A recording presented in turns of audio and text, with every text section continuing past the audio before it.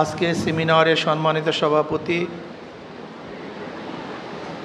উপস্থিত আমার শিক্ষার্থীরা, আল্লাহ পাকের শুকর যে মওলাই করিম আপনাকে আমাকে দামি এক মজলিসে উপস্থিত হওয়ার তৌফিক দান করছেন। শুকরিয়াতান সবাই বলে আলহামদুলিল্লাহ। কথা সংক্ষিপ্ত, সর্বোচ্চ বিদ্যাপীঠের আপনারা শিক্ষার্থী, অনেক জ্ঞানী, হয়তো বা আমার চেয়ে অনেক বেশি জ্ঞান আপনারা রাখেন অনেক বিষয়, কোনো সন্দেহ নেই। কিন্তু আমাদের মূল সমস্যাটা কোন জায়গায়? আমার দর্শনে আমি দেখেছি আমাদের পরিচয় আমরা জানি না। অনেকেই আমরা আমাদের আত্মপরিচয় দিতে সংকোচবোধ মনে করি। আমি কি? কেউ মনে করি আমি বাঙালি, কেউ মনে করি বাংলাদেশি, কেউ মনে করি আমি সেকুলার, কেউ মনে আমি ডেমোক্রেসি, কেউ মনে করি আমি মানুষ, আমি কোনো ধার্মিক না, আমি নন সাম্প্রদায়িক। নিজের আত্মপরিচয় কি নিজেরা অনেকেই জানি না। আমি যে মুসলমান, এই পরিচয় দিতে আমরা লজ্জা পাই। আমি একজন মুসলমান, বুক ফুলিয়ে কথা বলতে আমি পারি না। এর কারণটা কি? আপনি যদি চুপচাপ থাকেন এই মুসলমান না, তাহলে আপনি কি মুসলমান হবেন না? আপনি যদি বলেন এই মোমেন না, তা আপনি মোমেন থাকবেন না। আপনি কি স্বীকার করবেন আপনার আল্লাহ আছে, কোরআনকে বিশ্বাস করি, নবী আমার নেতা, নবী আমার আদর্শ, এটা আপনার বলতে অসুবিধা কি? একজন কালমার্ক্সবাদী তার নেতার পরিচয় দিতে তার কোনো লজ্জা লাগে না। একজন মাবাদী বুক ফুলে বলে আমি মৌসুদুনবাদের প্রবক্তা, আমি তাকে পছন্দ করি। একজন ডেমোক্রেসিবাদী, সে বলছে আমি গণতন্ত্রকে পছন্দ করি। একজন সেকুলার বলতেছে আমি সেকুলারিজমকে বিশ্বাস করি। তা আপনি একজন মুসলমান কেন বলতে পারেন আমি একজন মুসলমান, আমি ইসলামকে পছন্দ করি? আপনার সমস্যা কোথায়? আল্লাহ পাক নিজেই বলেন আমান আহসানু কাওলাম মিম্মান দা ইলাল্লাহি ওয়া আমিলা সালিহাও ওয়া ক্বালা ইন্নানি মিনাল মুসলিমিন। আমি একজন মুসলমান। আপনার পরিচয় আগে ঠিক করেন, আপনি কে? আগে আপনার পরিচয় ঠিক করেন। যত ভেজালের জায়গা এখানে, আপনার পরিচয় আপনারা জানেন না। আমি কয়েকদিন আগে বিদেশে ছিলাম, সিঙ্গাপুর গেছিলাম, মালয়েশিয়া দেখছি, যেমন খুশি তেমন সাজো, যার যেরকম মনে চায় চলতেছে ফিরতেছে। যদি তারা তাদের অবস্থায়, উলঙ্গ অবস্থায় রাস্তায় বের হইতে লজ্জা না পায়, তাহলে তুমি তোমার পোশাক অবস্থায় রাস্তায় বের হইতে লজ্জা পাও কেন? ইউনিভার্সিটির হলের মধ্যে, ক্যাম্পাসের মধ্যে একজন ব্যক্তি যদি শর্ট প্যান্ট পরে হাঁটতে লজ্জা না পায়, তাই তুমি টুপি পরে হাঁটতে লজ্জা পাও কেন? আমি তো বুঝলাম না কিছু। যদি একজন মেয়ে তার সেই সমস্ত বস্ত্রহীন অবস্থায় রাস্তায় বের হইতে লজ্জা না পায়, তাই তুমি একজন মুসলিম মেয়ে ভালো শালীন পোশাক অবস্থায় রাস্তায় বের হইতে লজ্জা পাও কেন? এই পরিচয়টা আমাকে আগে দাও। তুমি শেখ সাহেবের একজন নেতা, শেখ সাহেবের তুমি একজন সৈনিক, তুমি একজন জিয়াউর রহমান সাহেবের সৈনিক, তুমি এরশাদ সাহেবের সৈনিক। যদি সেইভাবে কথা বলতে, বুক ফুলিয়ে কথা বলতে তোমার লজ্জা না হয়, তোমার দুর্বলতা না আসে, তাহলে তুমি নবীর সৈনিক, এই কথা বলতে তোমার লজ্জা আসে কেন? তোমার দুর্বলতা কোথায়? এটা আমাকে আগে বলো। আগে নিজের পরিচয় ঠিক করো, তুমি কে? প্রথম আমার পরিচয়, আমি বাংলাদেশি, বাঙালি, আমি আওয়ামী লীগ, আমি বিএনপি, আমি জাতীয় পার্টি, আমি জাসদ, আমি বাসু, সবগুলি পরে। আগে আমার পরিচয় আমি একজন মুসলমান। এটা আমার ফার্স্ট পরিচয়। যদি নিজেকে মুসলমান পরিচয় দিতে পারো, হাজারো প্রশ্নের জবাব চলে আসবে, হাজারো সমস্যার সমাধান চলে আসবে। আর যতক্ষণ পর্যন্ত নিজের পরিচয় দিতে লজ্জা পাবা, ততক্ষণ পর্যন্ত হাজারো সমস্যা তোমাকে ঘিরে ধরবে, তুমি সমাধান পাবা না, পেতে পারো না। আসুন, সমস্যা কি? সমাজের সমস্যাটা কি? সমাজের সমস্যা হলো চুরি, ডাকাতি, দুর্নীতি, ধর্ষণ, অবিচার, অত্যাচার, সব কিছু আমাদের সমাজকে ঘিরে ফেলছে। এই কাজগুলি কারা করতেছে?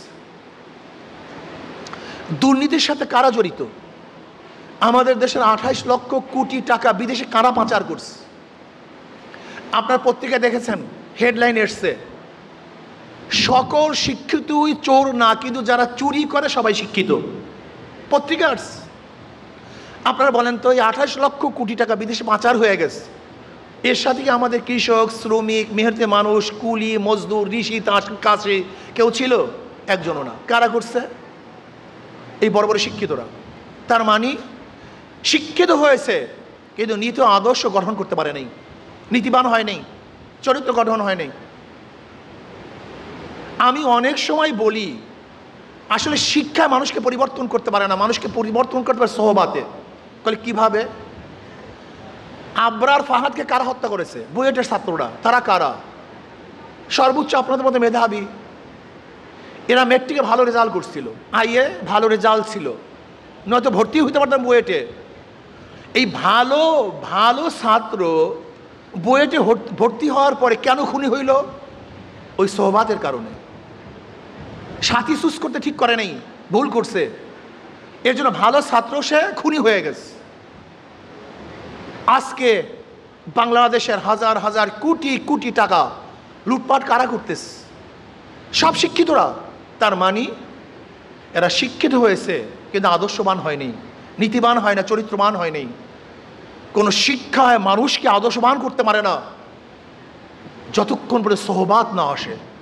নবী আলাইহিস কি করেছেন?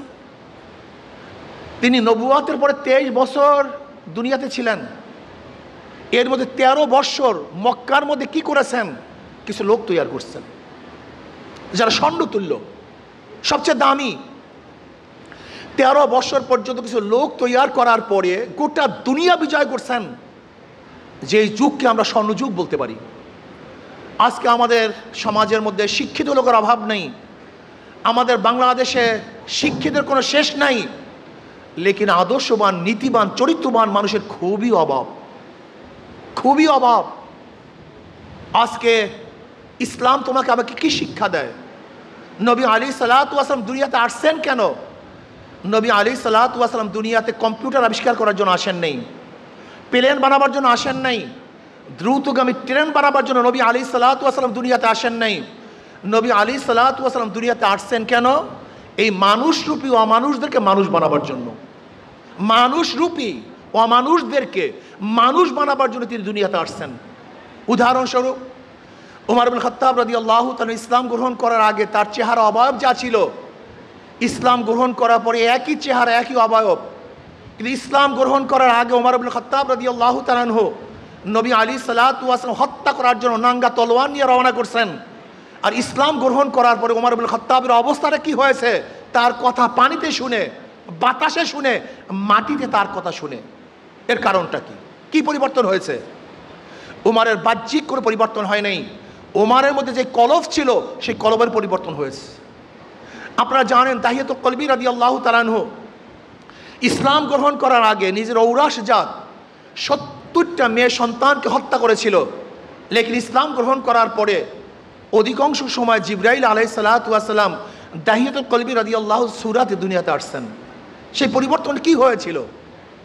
বেলালে হাবশির মতো গোলাম, যাদের কোনো দাম নাই, মূল্য নাই, যাদেরকে কোনো মানুষ পছন্দ করতো না, নিজে কালো, নিজেও গোলাম, বাবাও গোলাম, দাদাও গোলাম, কিন্তু ইসলাম গ্রহণ করার পরে বেলালের মধ্যে এমন কি পরিবর্তন আসছে? বেলাল হাটে জমিনের মধ্যে, পায়ের আওয়াজ আরশের মধ্যে। বেলাল আজান দেয় জমিনের মধ্যে, আওয়াজ চলে যায় আরশের মধ্যে। আসলে কলব, অন্তর, এই কলব পরিবর্তন হওয়া ব্যতীত যতই শিক্ষিত হন না কেন এই সমাজ পরিবর্তন হবে না। এর জন্য আমি ইউনিভার্সিটির বন্ধুদেরকে বলবো, আমার ছাত্রদেরকে বলবো, ছাত্রীদেরকে বলবো, তোমার নিজের পরিচয় ঠিক করো, আমি একজন মুসলমান। যদি নাস্তিকরাও নিজের নাস্তিক পরিচয় দিতে তার আপত্তি না থাকে, একজন সেকুলার তার সেকুলারই পরিচয় দিতে আপত্তি না থাকে, তাহলে তুমি মুসলমান, তোমার ইসলাম পরিচয় দিতে সমস্যা কোথায়? সেকুলাররা যদি নির্বিঘ্নে সেকুলারিজম দাওয়াত দিতে পারে, ডেমোক্রেসির দাওয়াত দিতে পারে, কমিউনিস্টরা তাদের দাওয়াত দিতে পারে, তুমি মুসলমান, তোমার ইসলামের দাওয়াত দিতে সমস্যা কোথায়? কেন দাওয়াত দিবা না? আজকে থেকে নিয়াত করে আমি একজন মুসলমান, যেহেতু ইউনিভার্সিটি হয়েছে মুসলমানদের জন্য।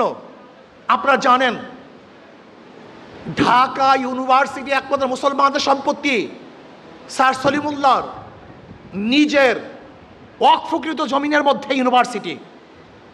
স্যার সলিমুল্লাহ রহমতুল্লাহ আলাই যখন প্রস্তাব দিয়েছিলেন ইউনিভার্সিটি করার জন্য, কারা বাধা দিয়েছে আপনারা ভালো মতো জানেন। 41 বার ক্যালকাটায় এই ইউনিভার্সিটি বন্ধের জন্য কারা মিটিং করেছে আপনারা সবাই জানেন। কিসের জন্য মিটিং করেছে আপনারা সবাই জানেন। ইউনিভার্সিটির উদ্দেশ্য কি ছিল সব আপনারা জানেন। কিন্তু আজকে যারা বারবার বাধা দিয়েছে তারা এখানে বসে সদ্দারি করবে, মাতবারি করবে। আর যেই মুসলমানদের জন্য ইউনিভার্সিটি হয়েছে মুসলমানরা নিশ্চুপ থাকবে, এটা হওয়া ঠিক না, হতে পারে না। তোমরা জাগ্রত হও, মুসলমান জাগ্রত হও, নিজেকে সাহস শক্তি নিয়ে আমি মুসলমানের পরিচয় দাও। আগে আমি একজন মুসলমান, আমি একজন মুসলমান। এদেশে 92% মুসলমানদের দেশে তুমি নিজের পরিচয় দিতে লজ্জা পাও কেন? কারণটা কি? আজকের থেকে নিয়াত কর, আমি একজন মুসলমান, এটা আমার গৌরব। আমি একজন ধার্মিক, এটা আমার গৌরব। তোমার বাবা ধার্মিক, তোমার মা ধার্মিক, তোমার দাদা ধার্মিক, তুমি নিজেকে যদি ধার্মিক হিসাবে পরিচয় দিতে লজ্জা পাও, তাহলে তোমার চেয়ে বেয়াকুব আর দুনিয়াতে কেউ হতে পারে না। আমার বাবা ধার্মিক, সে নামাজ পড়ে। আমার মা ধার্মিকা, সে নামাজ পড়ে, সে রোজা রাখে। আমি তার গর্বে জন্মগ্রহণ করেছি, সে ঔরাসে জন্মগ্রহণ করেছি। অথচ আমি ইউনিভার্সিটি আসার পরই আমি ইসলাম পরিচয় দিতে আমার লজ্জা লাগে, খারাপ লাগে। ইসলামী আদর্শ বাস্তবায়ন করতে আমার লজ্জা লাগে। আজকে নাস্তিকরা দেশ দখল করে ফেলছে, আজকে সেকুলাররা ইউনিভার্সিটির ক্যাম্পাসগুলিকে দখল করে ফেলছে। এখান থেকে ইউনিভার্সিটিকে বের করতে হবে, আমাদের মুক্ত হতে হবে, ইসলাম প্রচার করতে হবে। তুমি গৌরবের সাথে বলো আজকের থেকে আমি একজন মুসলমান। আমি বিশ্বাস করি, আমি আল্লাহর কসম করে বলতে পারি, আজকে এখানে যারা আসছেন, এখানে যারা এসছেন, এই কয়জন মনের যদি দায়ী হয়ে যান, আমার মেয়েরা, আমার সন্তানের, আমার ছেলেরা, আজকের থেকে তোমরা যদি নিয়াত করো, আমরা সবাইকে দাওয়াত দেব, আমি একজন মুসলমান, মুসলমান ইউনিভার্সিটি, মুসলমানের জমিতে ইউনিভার্সিটি, মুসলমানদের জন্য ইউনিভার্সিটি, মুসলমানের শিক্ষার জন্য ইউনিভার্সিটি। হ্যাঁ, ইউনিভার্সিটি মুসলমানের, পড়ার অধিকার সবার। বাজার করছি আমি, বাজার করার অধিকার সবার। রাস্তা করছি আমি, হাঁটার অধিকার সবার। প্রতিষ্ঠান করছি আমি, পড়ার অধিকার সবার। ইউনিভার্সিটির মুসলমানরা, পড়ার অধিকার সবার। এটা ভাবো তুমি, করছি আমি, অধিকার সবার। এটা হতে পারে না। কিন্তু তোমাকে বিশ্বাস করতে হবে, এই দেশ করছি আমরা। তুমি কি জানো, ব্রিটিশ হটাও আন্দোলনে ইন্ডিয়ান গেটের মধ্যে প্রায় 93,000 মানুষের নাম লেখা আছে, কম বেশি। সেখানে 63,000 মানুষ হলো মুসলমান, 63,000। অথচ আমরা জানি না, ব্রিটিশ হটাও আন্দোলনের সবচেয়ে বেশি রক্ত দিয়েছে মুসলমান, কিন্তু ইতিহাস বিলীন হয়ে গেছে। এই পাকিস্তান করার পিছনে একমাত্র অবদান ছিল মুসলমানদের, একমাত্র অবদান মুসলমানদের। 47-এ যদি ভারত থেকে আমরা আলাদা না হতাম, তা কিয়ামত পর্যন্ত আন্দোলন করতে পারতাম, কিন্তু লাল সবুজের পতাকা উড্ডয়ন করতে পারতাম না। 47-এ ভারত থেকে আলাদা হওয়ার পরে পাকিস্তানের দুইটা অংশ, পশ্চিম পাকিস্তান, পূর্ব পাকিস্তান। ভেবেছিলাম বৈষম্য দূর হবে, মানুষ শান্তি পাবে, মুক্তি পাবে। কিন্তু পশ্চিমারা আমাদের উপরে জুলুম করার কারণে 71-এ আবার আমরা তাদের বিরুদ্ধে আন্দোলন করে বাংলাদেশ স্বাধীন করেছিলাম। যদি ওই সময় মুসলমানরা ভারত থেকে আলাদা হয়ে পাকিস্তান করতে না পারত, তাহলে কিয়ামত পর্যন্ত আন্দোলন করতে পারতা। তোমরা জানো, কাশ্মীরে মুসলমানদের পার্সেন্টেজ সবচেয়ে বেশি, হায়দ্রাবাদে মুসলমানদের সংখ্যা বেশি, পাঞ্জাবের অবস্থা তোমরা জানো। কিন্তু আজ পর্যন্ত তারা আলাদা হতে পারে না, স্বাধীন হতে পারে নাই। যদি 47-এ আমরা ভারত থেকে আলাদা হয়ে পাকিস্তান নামে একটা দেশ করতে না পারতাম, তাহলে 71-এ বাংলাদেশের স্বাধীনতা আমরা পেতাম না। কাজে দেশ মুসলমানদের দেশ। তোমার বলতে আপত্তি কোথায়? তুমি বলো না কেন যে ব্রিটিশ হটাও আন্দোলনে মুসলমানদের শেরকাত, শরিক সবচেয়ে বেশি ছিল। পাকিস্তান করার পিছনে মুসলমানদের আন্দোলন এবং কার্যকরী ভূমিকা সবচেয়ে বেশি ছিল। আবার 71-এ তুমি দেখো, বীর মুক্তিযোদ্ধা, বীর উত্তম, বীর শ্রেষ্ঠ যতজন আছে, এর মধ্যে প্রায় 98% মুসলমান, 98% মুসলমান। শুধু কি তাই, তুমি স্পষ্ট বলো যে 2024-এর জুলাই আগস্টের আন্দোলনে যারা শাহাদাত বরণ করেছে, মৃত্যুবরণ করছে, 100 সবাই মুসলমান। এ কথা বলো, তুমি সাহস করে বলো, তোমার পরিচয় দাও, তুমি কে? তুমি এইভাবে পরিচয় দাও যে 750-800 বছর পর্যন্ত এই 5 উপমহাদেশের শাসক ছিল মুসলমান। বলতে থাকো, সমস্যা কি তোমার? এটা সত্য ইতিহাস। এইটা সত্য। তুমি এইভাবে বলো গোটা পাক ভারত উপমহাদেশ, গোটা দুনিয়ার মধ্যে পরিচয় লাভ করাইছে মুসলমান, এটা বলতে থাকো। তুমি এইভাবে বলো ব্রিটিশ হটাও আন্দোলনের প্রথম সংগ্রামের সূচনা করেছিল শাহ আব্দুল আজিজ সাহেব রহমতুল্লাহ আলাইহি। 1803 ঈসাই সালে যখন ব্রিটিশ দিল্লি দখল করে, তখন শাহ আব্দুল আজিজ সাহেব রহমতুল্লাহ ঘোষণা দিয়েছিলেন আজকের থেকে পাক ভারত উপমহাদেশ দারুল ইসলাম নয় দারুল হারব। এই ব্রিটিশদের বিরুদ্ধে আন্দোলন করা প্রত্যেক মুসলমানদের জন্য ফরজে আইন। ওই দিনই ব্রিটিশ হটাও আন্দোলনের বীজ বপন হয়েছিল। বলতে থাকো, সমস্যা কি তোমার? অথচ তুমি কি হয়েছ? বাঘের বাচ্চা ইঁদুর হয়েছ। তুমি বাঘের বাচ্চা বিড়াল হয়েছ। তুমি বাঘের বাচ্চা মুসলমান, আজকে ইঁদুর হয়েছ। তুমি, তোমাকে বিড়াল বানানো হয়েছে। ইসলামের পরিচয় ধ্বংস করে তোমাকে ধ্বংস করার চক্রান্ত করতেছে। প্রথম যদি আমি আমার পরিচয় না জানি, আমার বাবাকে, আমার মাকে, আমার বংশ কি, আমি কি পরিচয় দেব? এই পরিচয়হীনভাবে আমাদেরকে গড়া হচ্ছে। তোমার পরিচয় কি? আমি বাঙালি, আমি বাংলাদেশি, আমি সেকুলার, আমি উদারপন্থী, আমি নন সাম্প্রদায়িক। তুমি এইভাবে বলো আমি এখন সাম্প্রদায়িক মুসলমান, মুসলমান সম্প্রদায়ের লোক আমি। সাম্প্রদায়িকতা ভিন্ন জিনিস, সম্প্রদায় ভিন্ন জিনিস। সাম্প্রদায়িকতা কাকে বলা হয়? তোমরা ভালো মতো জানো সাম্প্রদায়িকতা কি জিনিস আর সম্প্রদায় কি জিনিস। মুসলমান সম্প্রদায় কোনো বিজাতির উপর আক্রমণ, অত্যাচার, অবিচার করে না। আপনার ইতিহাস জানেন, আল্লাহ যদি কবুল করে আরেকদিন বয়ান করব তোমাদের সামনে, সেই দিন আমি সব ইতিহাস তুলে ধরবো। আজকে সংক্ষিপ্ত বলতেছি। বাদশাহ আলমগীর রহমাতুল্লাহ আলাই, বাদশাহ আলমগীর রহমাতুল্লাহ আলাই পাক ভারত উপমহাদেশে 50 বছর শাসক ছিলেন। 1-2 বছর না, 50 বছর। 50 বছর। এই 50 বছর শাহ আলমগীর রহমাতুল্লাহ আলাই বাদশাহ ছিলেন। তিনি ইচ্ছা করলে এই পাক ভারত উপমহাদেশের প্রত্যেকটা মন্দির ভাঙতে পারতেন, কিন্তু একটা মন্দিরে ভাঙেন নেই। সব গির্জাগুলি ধ্বংস করতে পারতেন, একটা গির্জাও ভাঙেন নেই। আমরা সাম্প্রদায়িকতায় বিশ্বাস করি না। আমাকে অনেকেই বলে আপনি কি করবেন? আমি ইসলাম হুকুমত কায়েম করব। বলে ইসলাম হুকুমত কায়েম করলে হিন্দুদের অবস্থাটা কি, খ্রিস্টানদের অবস্থাটা কি? আমি বলি তুমি জাহেল, তুমি মূর্খ, তুমি ইসলাম সম্পর্কে জানো না। ইসলাম কি জিনিস? ইসলাম এমন এক জিনিস, সমস্ত ধর্মের ধর্ম পালন করার সুযোগ যেখানে আছে সেটার নাম ইসলাম। সমস্ত জনগোষ্ঠীর মতের আদর্শের মানুষ যেখানে বসবাস করতে পারে সেটার নাম ইসলাম। সমস্ত মানুষের মানবিক মর্যাদা প্রদান করতে পারে সেটার নাম ইসলাম। তুমি কি জানো ইসলাম কি জিনিস? হযরত ইব্রাহিম আলাইহিস সালাতু ওয়াস সালাম তিনি মেহমান ছাড়া খানা খেতেন না। একদিন মেহমান নেই, একজন মেহমান পেলেন মুশরিক। ইব্রাহিম আলাইহিস সালাতু ওয়াস সালাম দস্তরখানে বসে খানা শুরু করলেন। বিসমিল্লাহি ওয়াল উজ্জা, লাত এবং উজ্জার নামে খানা খাওয়া শুরু করছে। ইব্রাহিম আলাইহিস সালাম, তুমি তোমার মূর্তি নামে খানা খাও, আমার দস্তরখানে তুমি খানা খেতে পারবে না। বলে আমি তো মুসলমান হওয়ার জন্য আসিনি, ইমান আনার জন্য আসি নেই, তুমি মেহমানদারি হিসাবে আমাকে ডাকছো, আমি খানা খাওয়ার জন্য আসছি, খাওয়াও তো খাওয়াও, নাহলে আমি ইমান আনবো না। বলে না, তুমি যদি লাত এবং উজ্জার নামে খানা খাও, আমার দস্তরখানে খানা খেতে পারবো না। এবার মুশরিক চলে যাইতেছে। আল্লাহ পাক রব্বুল আলামিন ডাক দিয়ে বলে, ইব্রাহিম, এই মুশরিক 80 বছর পর্যন্ত লাত এবং উজ্জার নামে খানা খেয়েছে, আমি একদিনও তার খানা বন্ধ করি নাই। আজকে তোমার সামনে বলার কারণে তুমি খানা বন্ধ করে দিয়েছো। আমি তো রেজেককে আম করে ফেলছি। বৃষ্টি হিন্দুর উপরেও পড়ে, মুসলমানের উপরেও পড়ে। খাদ্য মুসলমানের জমিতেও ফলে, হিন্দুর জমিতেও ফলে। আল্লাহ পাক রেজেককে আম করছেন, চিকিৎসাকে আম করছেন, বস্ত্রকে আম করছেন, শিক্ষাকে আম করছেন, বাসস্থানকে আম করে ফেলছেন। সাধারণ আম মানে সাধারণ, সবার জন্য সমান। ইসলাম যদি আসে, শুধু মানুষ নয়, ইসলাম কি জিনিস জানেন? উমর বিন আব্দুল আজিজ সাহেব রহমাতুল্লাহ, ভালো মতো শুনেন আমার ছাত্র বন্ধুরা, আমার ছাত্রী মেয়েরা, খুব ভালো মতো শুনেন। উমর বিন আব্দুল আজিজ রহমাতুল্লাহ আলাইহি ইন্তেকালের পরে গ্রাম্য এক কৃষক বলতেছে, উমর বিন আব্দুল আজিজ দুনিয়াতে নেই। বলে বুঝলেন কিভাবে? বলে যে দেখো একটা নেকড়ে বাঘ এক নিরহ ছাগলের উপর আক্রমণ করতেছে।